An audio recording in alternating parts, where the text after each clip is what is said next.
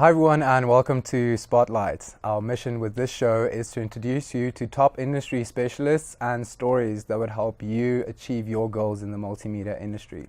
Right, so today's guest is the co-founder and technical director at Nyama Corp, one of the most promising studios in African game development as described by Polygon.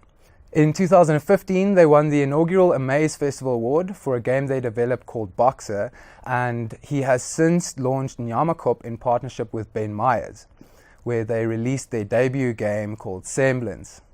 So Semblance has been exhibited all over the world at shows such as E3, PAX East, Gamescom and EGX, in addition to more than a dozen intimate arts festivals such as the Slam Dance Film Festival, South by Southwest, Amaze and Out of Index. They've also participated in prestigious residencies such as the Stugan Retreat and Train Jam.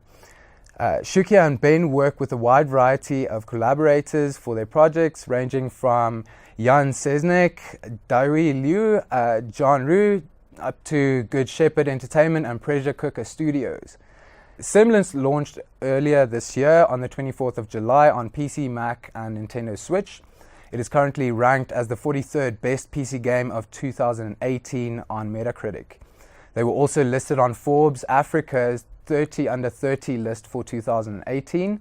So welcome to the studio, Cukia, Kimani. Thank you, Cool. Paul. Nice seeing you. It's good to be here. Cool. That's a long intro you had. Yeah, there. sorry man, I was just like, I had to get everything in there. So Good, thanks. I had to make sure. So where did your love for game development start? Wow. I'm gonna have to take your viewers way back. Well, I would say, where did your love for video games start? Yeah, I think my love for video games started way back when it actually sparked me, like, when I was 7, my parents got me a PlayStation, one of the first PlayStations in Kenya. And that was when I put in the CD, launched one of the games, and these worlds came alive on the TV. And I was entranced, and I just was amazed, and I was like, people actually make these things? I want to be part of this. Not just only playing them, but also trying to make them. So that's kind of where it all, I feel like the origin story started. That's so interesting. So you basically started playing on a PlayStation and then you started programming. So walk us through that and how you actually fell in love with the programming side as well. Okay, that's an interesting story. Yeah. So I was born in Nairobi, Kenya, and at the time when I was 7, you want to make video games, but there's no idea where to start, where to go, what schools to be, and like no one in my immediate community, was making them or even knew a clue, because things like video games are like these magical things that you don't know how they came to be. And so fast forward almost 10 years later, I landed in South Africa, and I was going to school in Kingswood College in Grahamstown. And that's when there was an elective. You could choose subjects and you could choose IT. And before that, I was told, if you want to make video games, you need to learn how to program. So that's what I did. And let me tell you for truth, like for the first 2 years of programming, so grade 10 and grade 11, I was failing. So like, it wasn't that I was doing badly, I was literally failing. Yeah, but I wanted this so badly. The teachers were even telling me like, maybe you want to switch to CAT or do something easier. And I'm like, no, video games is what I want to do. And so, I stuck through it, I grinded it out, and I feel for me, something in matric, it just clicked. I was like, oh, that's what needs to happen. And matric became a lot easier for me, grade 12. And then at the end of the year, I eventually wrote a perfect paper. They could use my exam to mark exams. Wow, that's where it kind of started. So, yeah. And that's when I really fell in love with it. It would become one of those things where I was that kid that would come off the rugby field, quickly go shower, and then head to computer lab to start working on stuff. So that's kind of the origins of how I got into programming. That's so cool. So do you find it interesting today? Is it essential to program when you make games? For me, making video games, programming is essential. You're not going to have a video game without programming. But the question is, are you the one who needs to do the programming, right? And for me, I love programming. I've always loved it. But I mean, if you're a musician or you're an artist and you want to create an interactive experience like a video game, there's so many tools these days out there that don't need you to go through a computer science degree and years of programming and learning the internals of a computer to make a video game. It's easy these days. So you can get things that use visual scripting languages or things that you don't actually even need to know how game flow works, and you just be expressive. And I think it's almost a way like music production tools have also gotten a bit easier. You can get really simple beat making apps on your iPad and iPhone, and all of a sudden you're making music. And that's kind of the way video games are now. They've just become a lot easier to make, and with the democratization of a lot of tools like Unity or Game Maker or Construct 2 that's based for the web, you don't basically what I'm saying is that you don't need to learn programming to make video games, but programming is essential. It's just that a lot of tools hide that from people. Yeah. Great. So basically, why did you start making games? What was the whole idea behind I think, starting? I mean, like I said, I always wanted to make video games, always wanted to. But growing up throughout, especially like in Africa, no one's making video games, or I didn't know of anyone. And when I started, when I was starting university, the goal was always to make video games, but I was never actually making any games, or I was just making software. And computer science, especially right now, is a hot career, I would say, so banks come and like poach people straight out of third year, and they're like the big or insurance companies or financial companies, and they pay you buckets to go write ATM software. And I was like, I don't want to make ATM software. That's not fun. So I started learning video games on the side and trying to figure out how do you get these things moving. And I spent a week trying to fuse a physics engine and a graphics library, and I got like a cube falling. That was it. It was like a drug. It was my first hit, and I was, this box, this is the beginning of everything. And so that's kind of where I started making video games. And once you get into it, I start looking for people who are like-minded like you, who want to do the same. And then it slowly builds, and you're just slowly building, finding connections, and you start making better and better things. So that small box becomes a whole game eventually. That is super inspirational. Is that where Boxer started, with the little cube, and then you added 2 arms? And so actually it did. I mean, I think for Boxer was actually a very interesting story. Was that I'd been working on a game with a friend of mine, a puzzle game, and wanted to make an iPhone puzzle game. And every time we'd show it was not exciting. It's a puzzle game. We liked it, but it wasn't that thing that everyone wants to talk about. And so I wanted to make something silly. Like, I had no idea. Like, for me, it was like, I just want to make something silly, and I don't care if it's about making money or anything like that. And at the time I was working, I was playing with an Xbox controller, and I was like, man, these analog sticks feel really good. I wonder if I can make a game only with analog sticks. So that was like my limitation. So I started, and it started with a box. You attach arms, and it's like wiggling around, and the next thing you know, you have this game. Someone asked me if they could do the art for it, and then we do the art, and then all of a sudden you win an award, and then you're traveling showing this game. And the idea was like, I just want to make something fun. There's nothing big coming out of it, and then it went and did all of this. So I see that design and the programming side behind games is that those are 2 way different things. So once you were done with figuring out how the programming works, how did you go about learning the design aspect of it and the artistic side? That's actually, it's a good question. Is that obviously for me as a programmer, I at the point where before I started Boxer, I felt that you give me like a game and I'd be able to make it, but I didn't really think about the creative things of like human interaction. Is this fun? When should they stop? All these questions that have nothing to do with programming but have everything to do with the fun of the game. And Boxer for me was that kind of place where I was like, okay, I have this idea of just using analog sticks. What do I first do with analog sticks? How do I make it fun? How do you make the game loop fun? you know, and then you go through a lot of iterations with the design of a game that starts, and then it comes from play testing and talking to other designers, and then you start designing video games. So that's kind of, it was just kind of, I learned on the fly. And most of my video game career was just learning everything on the go, you know. And did you attend festivals and events and so on as well, and the networking behind that? Yeah. How important was that, you know, for you to achieve what you've gone through and everything like that as well, and give you positive results? Okay, so the traveling and going to festivals and gaming events, I mean, it started as simple as doing our like monthly meetups where people in Johannesburg have a meetup and game makers come together. They talk to each other, playing up people's games. So that's where that was like the small starting point. And you start meeting like, oh man, it's not just me in my bedroom making video games. There's like a bunch of other people doing it. So that's where I started doing things like that.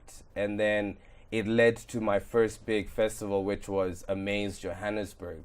That was in 2014 was the first time I went to this thing. And so like I've been doing my like personal game dev education with YouTube videos, articles, following people on Twitter. And this was the first time that these people I've been reading about, watching YouTube videos, are in the country I live in. So you go to this festival, and thanks to people like Thorsten brings these international, and now you're interacting with these people who are like, let's say like global, like internationally renowned game designers and game makers. And that inspired me to be like, oh man, next year I want to, you know, have a game here. And that's exactly what happened. The next year I had Boxer, and then I won an award. So it's like, if I didn't go to those festivals and be inspired by like all the creations people are making from all over the world, I wouldn't have pushed myself to be like, okay, now I want to be at this festival next year. So, and then from there it becomes almost like another addiction of just like, you want to go to all these things and be inspired by different people, have conversations in places like Vienna, Austria, or you're in Sweden, or like all these different places. And that all comes from, I wanted to make a silly game. And then, so it just, everything just starts to feed in on each other, and it just keeps getting bigger and bigger and more fun. That's so cool. So what did you start out with? What sort of software did you use in the beginning? So starting out, like I said, it was in computer science. I didn't know about game engines. So I by mistake started building a game engine, and that was using libraries for like physics. By mistake? Yeah, it was because I didn't know. They were like, oh, this is how you make a video game, you know, just start strapping on. And it was like hardcore stuff. Like the length it took me to get that block falling was like a week of like programming and understanding different things. So that's where I started. And then by going to networking or meeting people at different events, we're like, you know, you can just use Unity. So that's how I started using Unity. And I was like, oh man, I've been doing it all wrong. No, actually, it wasn't all wrong. It's just a different approach. And it's one of those things where it's always almost like a chicken and egg situation, is that you want to build this game, but you want to focus on making the game, and then there's also like building the technology around it. And I'm like, as a programmer and like computer scientist, I'm like, this is really interesting, but you really just want to make the video game. So using engines that have like solved a lot of those technical hurdles is also cool, but it depends on who you are. And I think there's values for doing either one. But if you want to just jump straight into it and start learning game design, using Unity and other pre-built engines is a lot faster to get into it. That's cool. So walk us a little bit through on how you can get people to play the same game over and over again and not get bored with it. What would you implement to sort of make that more interactive? In-app purchases. Simple. There we go. There's some advice for you. Simple. In-app purchases. Okay. No. I mean, like, I think Black Friday gift. No, yes, I think maybe it's one of those things. How do you get people to play a game over and over again? I think there are many ways of, looking at that. Playing a game over and over again could be playing the same game over and over again. The same way people watch reruns of series and movies over. Nothing's changing, but it's just so good that people want to experience it again. And I don't know, you just make a good game for that. Then there's other places where you design the mechanics of the game so that you're always coming back to play it again. So like things like roguelikes where things are randomly generated. So every time you start the game, it's a different game. So you get to play it over and over again. And then maybe they're super hard, so it's about getting better. And because it's not the same game, there's always variety in the way you play. So things like that make things more replayable. Things that make other things like replayable, make it multiplayer so that you always want to hang out with your friend, you know? And that's another way of making a game more replayable and playing over and over again. I guess like Fortnite, right? Yeah, definitely. Remember, guys, remember to comment in the comment section below. We are making these videos to help you succeed and actually execute on your dreams. So we'd love to hear what you have to say as well. And so walk us through basically, what makes a good video game essentially for you? Wow. I know it's a hard question. That's a hard question. It's like, but a lot of people out there want to know this. No, but like, how do you make a good song? All right. How do you make a good movie? Yeah. I think there's so many diverse tastes out there, and that's why there's different genres. I think if you want to make a good game, make a game that you want to play. Because we're all unique out there, but there's people who want to make the stuff you make, play the stuff you play. Play the stuff you make. Yeah. So just be true to what you want to make, be true to your vision, and just make that. And then if 2 people are playing it, that's another person playing it, and that's a good game. If 100 people are playing it, that's a good game. Good is very subjective, and I think if you want to make a good game, make a game that you're proud to make. If you, at the end of the day, and you pick up this game, you're like, I made this game, I'm having fun, that's a good game. So cool. Right. What's your most favorite game ever? What would you say? My favorite game ever, right now. You never know that my favorite game might be next year, but so far, it's called the Floor is Jelly. The Floor is Jelly. I love that game. Okay. It's like probably the only game I've played over and over again. And for me, with that game, it's really simple. A lot of people have heard about it. It's really simple. It's really colorful. The music is phenomenal, and there's no text. I hate text. I don't know why. I just don't like reading, unless I have to. And so you play that game, and I love playing it because at the time I first got it, it's like work is stressful, life is stressful. You put on this game, put on the headphones, the music is beautiful. It's not like obtrusive sound effects when you die. It's just like okay, I died, and you keep playing it. And it's so calming. Like that's my favorite game. The Floor is Jelly. Right, Cukia. So what were your biggest influences in the beginning when you started out making games, and today? Who do you look up to today? Where you get your inspiration from? Wow. I don't know.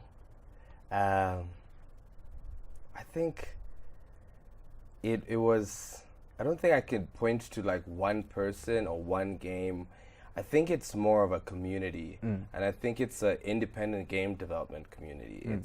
It's a global community, and indie, is this thing where you're this creator, and now that you have tools, you get to make what you want, and people make weird things, and I like that. It's like, when you play like The Floor is Jelly is an indie game, it's like not a lot of people have heard it, but it like resonates with me a lot. Or people make games that are not first-person shooters or FIFA. It's like you see so much creative things, and you're like, I want to be part of this community. And then when you go to a lot of these festivals, people are so friendly, and you just because you want to be part of this community, you keep making things, and you keep getting better, and you keep wanting to be, I guess, more prolific in a medium that you've been working hard in.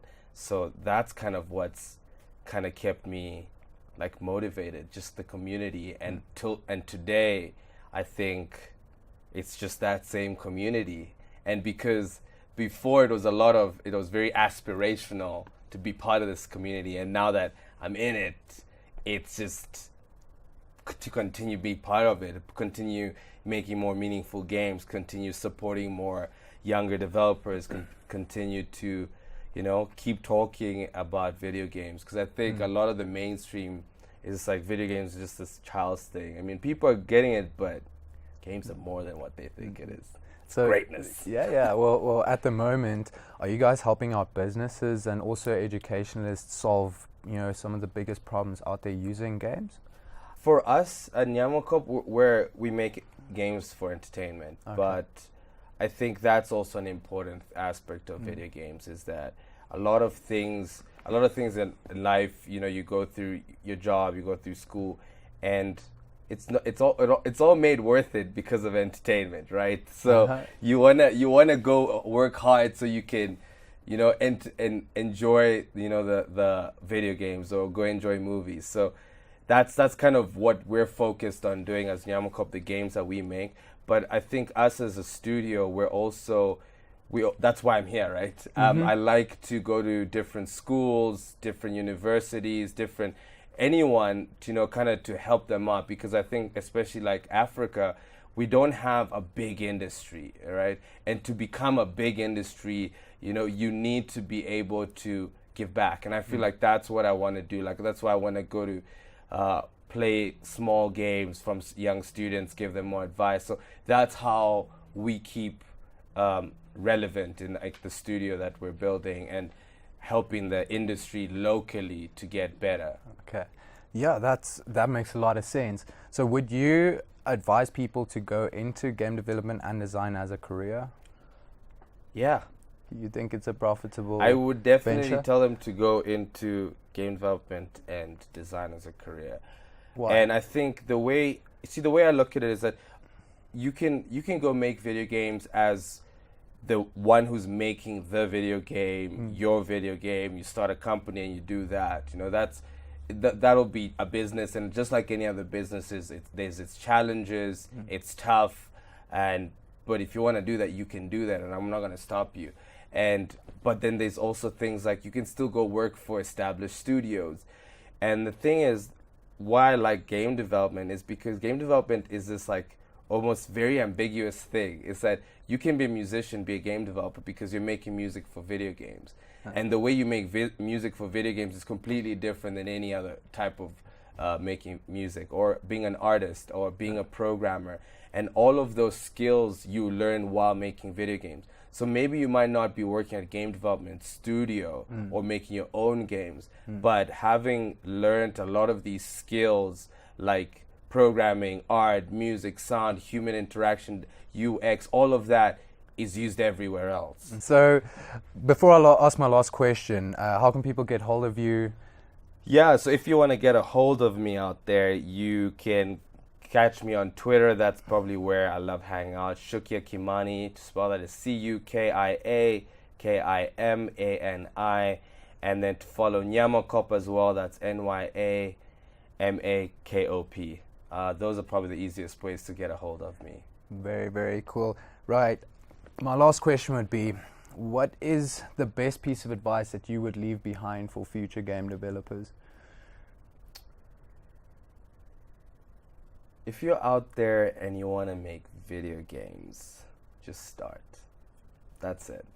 Don't keep talking about it. Stop keep thinking about it. Go onto Google, type in how to make video games, and start. And then send me a prototype. Okay, Cukia, thank you so much for coming through today. It's been a tremendous pleasure, and it's been very insightful.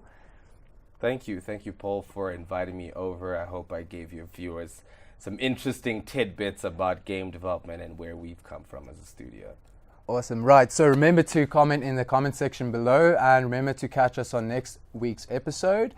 And as always, thanks for watching.